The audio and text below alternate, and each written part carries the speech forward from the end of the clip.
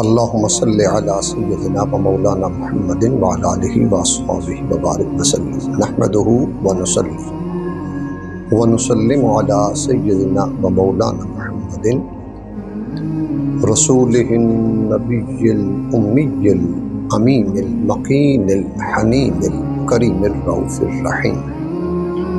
وعلی آلہ الطیبین الطاہرین وصحبہ الکرام المتقین المکرمین المخلصین اما بعد فاعوذ باللہ من الشیطان الرجیم بسم اللہ الرحمن الرحیم انا اعطیناک الکوثر صدق اللہ مولانا العظیم۔ حمد و صلاۃ کے بعد اللہ رب العزت کا کروڑوں بار شکر ہے جس نے ہمیں نعمت ایمان سے اور نعمت غلامی مصطفیٰ صلی اللہ علیہ وآلہ وسلم سے، نعمت قرآن سے اور نعمت پاکستان سے اور نعمت تحریک منہاج القرآن سے اس نے ہمیں شرفیاب کیا۔ ناظرین محترم، آج کی اس ایمان افروز نشست میں ہمارا موضوع ہوگا قرآن میں جنتی چشموں کا ذکر۔ قرآن مجید وہ عظیم کتاب ہے جس کے اندر اللہ رب العزت نے ہر چیز کا ذکر کیا ہے، اور قرآن مجید میں اگر ہم مختلف پارے پڑھیں تو اس میں ہمیں جنتی چشموں کا ذکر ملتا ہے۔ جیسے پارہ نمبر 23 پڑھیں، 29 پڑھیں، 30 پڑھیں، 27 پڑھیں، پھر مختلف صورتوں کے اندر یہ تذکرہ ملتا ہے، عمومی بھی اور خصوصی بھی۔ جیسے سورہ الرحمن پڑھیں، عمومی ذکر ملتا ہے۔ اس طرح سورہ کوثر پڑھیں، المطففین پڑھیں، صاد پڑھیں، الصافات پڑھیں یا سورہ دہر پڑھیں تو ہمیں خصوصی چشموں کا ذکر ملتا ہے۔ اگر ہم عمومی تذکرہ پڑھیں تو اللہ پاک نے سورہ الرحمن 55 نمبر سورہ ہے، اس کے اندر ارشاد فرمایا فیہما عینان تجریان، ان دونوں میں جنتی چشمے بہہ رہے ہیں۔ دو چشمے بہہ رہے ہیں۔ پھر اسی سورہ الرحمن میں ارشاد فرمایا فیہما عینان نضاختان، ان دونوں میں جو چشمے ہیں وہ خوب چھلک رہے ہیں۔ تو عمومی طور پر بھی چشموں کا ذکر کیا، اور اگر ہم قرآن مجید کو گہرائی کے ساتھ، دقت نظر کے ساتھ اور تحقیق کے ساتھ، نظر عمیق کے ساتھ پڑھیں تو ہمیں ذکر ملتا ہے کہ اللہ تعالیٰ نے قرآن مجید کے اندر 8 جنتی چشموں کا ذکر کیا ہے، جس میں سب سے پہلے اگر ہم پڑھیں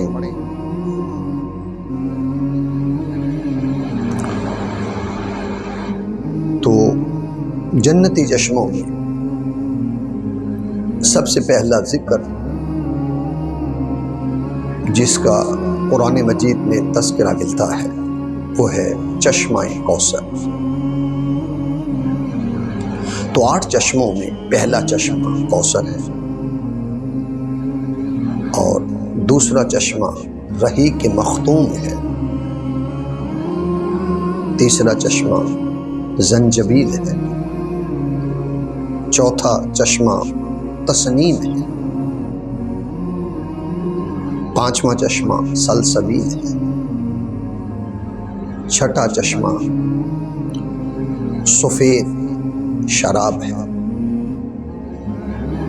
7واں چشمہ شراب طہور، اور 8واں چشمہ چشمہ کافور۔ اس تناظر میں اگر ہم قرآنی انسائکلوپیڈیا یہ ایک عظیم کتاب ہے جو 8 جلدوں پر مشتمل ہے اور جس کو حضور شیخ الاسلام پروفیسر ڈاکٹر طاہر القادری صاحب نے مرتب کیا ہے، اور ان کی یہ قرآن مجید کے علوم پر ایسی بے مثال کتاب ہے جس کی جلد نمبر 3 اور صفحہ 1734 سے لے کر 1737 تک ان 4 صفحات کو آپ پڑھیے۔ ان 4 صفحات میں جنتی چشموں کا ہمیں ذکر ملے گا۔ تو سب سے پہلا چشمہ ہے چشمہ کوثر، 30واں پارہ سورہ کوثر، اس کی پہلی آیت میں اللہ رب العزت نے ارشاد فرمایا انا اعطیناک الکوثر، اے حبیب صلی اللہ علیہ وسلم ہم نے آپ کو کوثر عطا کر دی ہے، ہر خیر کی کثرت، ہر بھلائی کی کثرت، ہر چیز کی کثرت۔ تو اہل علم نے لفظ کوثر کے تقریباً 18 سے لے کر 20 تک معنی ذکر کیے ہیں کہ کوثر کا معنی قرآن بھی ہے، امت کی کثرت بھی ہے، مقام محمود بھی ہے، مقام شفاعت بھی ہے، رفعت ذکر بھی ہے، خلق عظیم بھی ہے، کثرت صحابہ بھی ہے، کثرت اولاد بھی ہے، نصرت دین بھی ہے، تو بے شمار امت کی کثرت بھی ہے۔ تو کئی اس کے معنی ذکر کیے گئے ہیں، مگر یہاں ہم اگر کوثر سے مراد نہر جنت لیں تو یہ بھی حق ہے، اگر کوثر سے مراد حوض کوثر لیں تو یہ بھی حق ہے، اور اگر کوثر سے مراد چشمہ لیں تو یہ بھی حق ہوگا۔ تو پہلے چشمے کا اللہ نے ذکر کیا چشمہ کوثر، ارشاد فرمایا انا اعطیناک الکوثر۔ دوسرے چشمے کا ذکر کیا چشمہ رحیق مختوم، آپ 30واں پارہ پڑھیے سورہ المطففین، یہ 83 نمبر سورہ ہے، اس کی آیت نمبر 26 آپ پڑھیے، 25 پڑھیے۔ اللہ رب العزت نے ذکر کیا، آیت نمبر 25 میں ارشاد فرمایا یسقون، انہیں پلائی جائے گی، من رحیق مختوم، سر بمہر، بڑی لذیذ شراب، اور انہیں سر بمہر بڑی لذیذ شراب پلائی جائے گی، ختامہ مسک، جس کی مہر کستوری کی ہے، یعنی اس کی مہر کستوری کی ہوگی، وفی ذالک فلیتنافس المتنافسون، تو یہی وہ شراب ہے کہ جس کے حصول کے لیے شائقین کو بہت جلد کوشش کرنی چاہیے۔ تو دوسرا چشمہ رحیق مختوم، اور تیسرا چشمہ زنجبیل۔ رب کائنات نے 29واں پارہ سورہ دہر، 76 نمبر سورت ہے، اس کی آیت نمبر 17 میں ارشاد فرمایا وَيُسْقَوْنَ فِيهَا كَأْسًا، اور وہاں ایسے جام پلائے جائیں گے کَانَ مِزَاجُهَا زَنْجَبِیلًا، جس میں زنجبیل کی آمیزش ہوگی، اس جام میں، اس پیالے میں زنجبیل چشمے کے چند قطرے ملا دیے جائیں گے، جس سے اس کی خوشبو، رنگت، ذائقہ، لذت اور بڑھ جائے گی۔ پھر چوتھے چشمے کا ذکر کیا تسنیم، ارشاد فرمایا وَمِزَاجُهُ مِن تَسْنِيمٍ عَيْنًا يَشْرَبُ بِهَا الْمُقَرَّبُونَ، اور اس میں آب تسنیم کی آمیزش ہوگی، جس سے اہل قربت پیئیں گے، مقرب لوگ، اہل قربت۔ قرآن مجید میں 30واں پارہ المطففین سورہ 83 نمبر ہے، اس کی آیت نمبر 27 میں ارشاد فرمایا تو 27 اور 28 نمبر آیت میں پروردگار عالم نے تسنیم کے چشمے کا ذکر کیا۔ پھر 5واں چشمہ ہے سلسبیل، ارشاد فرمایا عینن فیہا تسمی سلسبیلا، اس میں ایک ایسا چشمہ ہے جس کا نام سلسبیل ہے۔ 29واں پارہ سورہ دہر 76 نمبر اس کی آیت نمبر 18 میں ذکر کیا۔ چھٹا چشمہ ہے شراب طہور، ارشاد فرمایا بیضاء، جو نہایت سفید ہوگی، ایسا جام، ایسی شراب جو نہایت سفید ہوگی، لذۃ للشاربین، اور پینے والوں کے لیے سراسر لذت ہوگی۔ 23واں پارہ سورہ الصافات 37واں سورہ ہے، اس کی آیت نمبر 46 میں ارشاد فرمایا۔ پھر 7واں چشمہ ہے شراب طہور، پاکیزہ شراب، ارشاد فرمایا متکئین فیہا، اور وہ اس میں تکیے لگائے بیٹھے ہوں گے، یدعون فیہا بفاکہۃ کثیرۃ، اور انہیں بہت زیادہ پھل اور میوے پیش ہوں گے، وشراب، اور پھر وہ شراب طلب کریں گے، یہ شراب شراب طہور ہوگی۔ 23واں پارہ سورہ صاد 38 نمبر سورہ ہے، اس کی آیت نمبر 51۔ تو شراب طہور سے مراد پاکیزہ شراب، کہ جس کو نوش کرنے کے بعد انسان صحت صحیح رہے گی، عقل صحیح رہے گی، دماغ صحیح رہے گا، کسی قسم کا خلل نہیں آئے گا۔ تو دنیا کی شراب جگر کو تباہ کرتی ہے، دنیا کا ناکارہ پانی وہ عقل میں فطور پیدا کرتا ہے، کئی بیماریاں لاتا ہے، جس کو پینے کے بعد انسان بے عقل ہو جاتا ہے، ہوش و حواس قائم نہیں رہتا۔ مگر جنت میں اللہ رب العزت نے شراب طہور کا جو چشمہ بنا رکھا ہے، اس سے جو پئیں گے انسان ہوش میں رہے گا، اور وہ پاکیزہ شراب ہے جسے شراب طہور کے نام سے یاد کیا جاتا ہے۔ پھر جنت میں 8واں چشمہ ہوگا، چشمہ کافور، ارشاد فرمایا ان الابرار یشربون من کأس کان مزاجها کافورا، کہ بے شک مخلص اطاعت گزار لوگ، ابرار لوگ، یشربون من کأس، وہ اس سے جام پیئیں گے، کان مزاجها کافورا، جس میں کافور چشمے کی آمیزش ہوگی۔ اس جام میں کافور کے چند قطرے اس لیے ڈالے جائیں گے تاکہ اس کی لذت بڑھ جائے، اس کی خوشبو بڑھ جائے، اس کا ذائقہ بڑھ جائے، اس کی رنگت خوب نکھر جائے۔ اور سورہ دہر میں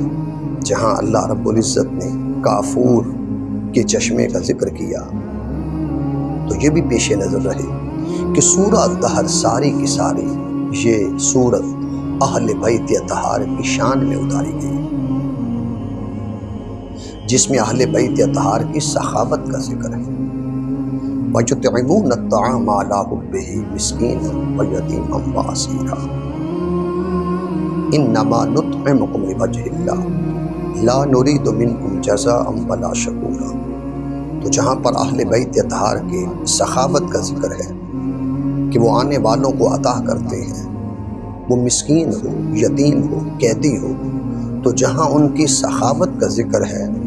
اس سے اوپر والی آیتوں میں اللہ رب العزت نے انہی ہستیوں کا ذکر کر کے، اپنے نیک بندوں کا ذکر کر کے اس چشمے کا ذکر کیا ہے جس کو چشمہ کافور کہتے ہیں۔ تو قرآن مجید کے مطالعہ سے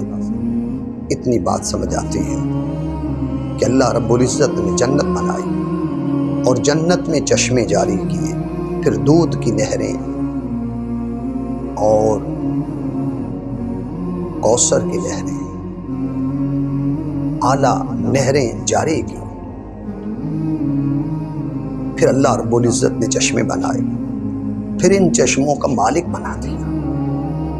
سوال یہ ہے ان چشموں کا مالک کون ہے؟ سرور کونین صلی اللہ علیہ وآلہ وسلم کی ذات